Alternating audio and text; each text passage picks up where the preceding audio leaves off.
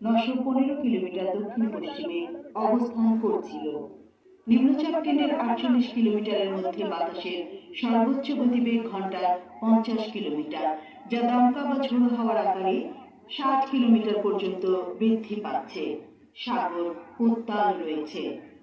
চট্টগ্রাম, কক্সবাজার, মংলা ও পায়রা সমুদ্র বন্দরকে 1 নম্বর দূরবর্তী সতর্ক সঙ্গে দেখিয়ে যেতে বলা হয়েছে।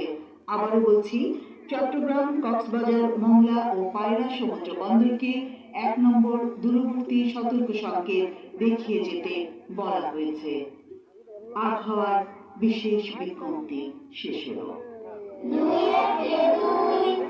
2 দুগুণে 4, 3 দুগুণে 6। ছেলেমেয়েরা, তোমরা সবাই জেনে রাখো, আবহাওয়া বার্তা আজকে জানিয়েছে যে সাইক্লোন ঝড় হতে পারে। 1 নম্বর দূরবর্তী সতর্ক সংকেত দিয়েছে। বাসায় গিয়ে অবশ্যই বাবা, মা, ভাই, বোন আর প্রতিবেশীদের জানাবে। প্রয়োজনীয় শুকনো খাবার আর জরুরি জিনিসপত্র গুছিয়ে রাখতে হবে। আবহাওয়া বার্তা শুনে ও নির্দেশ দিলে অবশ্যই সাইক্লোন শেল্টারে যেতে হবে। তোমরা সবাই সাবধানে থাকবে কিন্তু।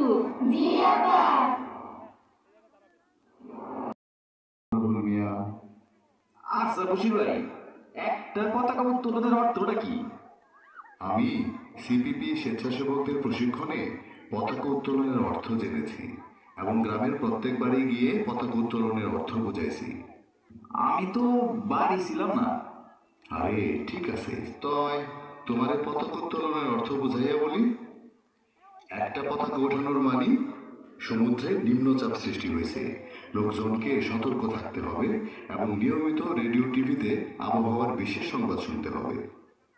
2টা পতাকা ওঠানোর মানে বিপদ সংকেত, লোকজনকে হুঁশিয়ার থাকতে হবে, ঘরের মালামাল হেফাজত করতে হবে এবং প্রস্তুতিমূলক ব্যবস্থা গ্রহণ করতে হবে। 3টা পতাকা ওঠানোর মানে মহা বিপদ সংকেত, লোকজনকে সর্বোচ্চ প্রস্তুতিমূলক ব্যবস্থা গ্রহণ ও নিরাপদ স্থানে আশ্রয় গ্রহণ করতে হবে। বশির ভাই, এতদিন আমি পতাকা ওঠানোর অর্থ বুঝি নাই, আজ পতাকা ওঠানোর অর্থ বুঝলাম। এখন আমি গ্রামের বেবাক লোকজনকে পতাকা উত্তোলনের অর্থ বুঝাই যাব।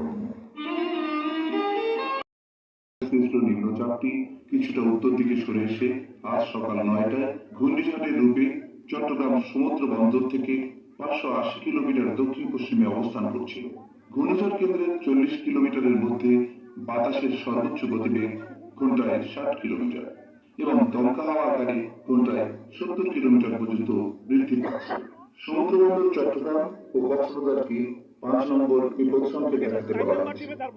আবার বলছি, সমুদ্র বন্দর চট্টগ্রাম ও কক্সবাজারকে 5 নম্বর বিপদ সংকেত দেখাতে বলা হয়েছে। সমুদ্র বন্দর মংলা ও পায়রাকে 4 নম্বর স্থানীয় হুঁশিয়ারি সংকেত দেখাতে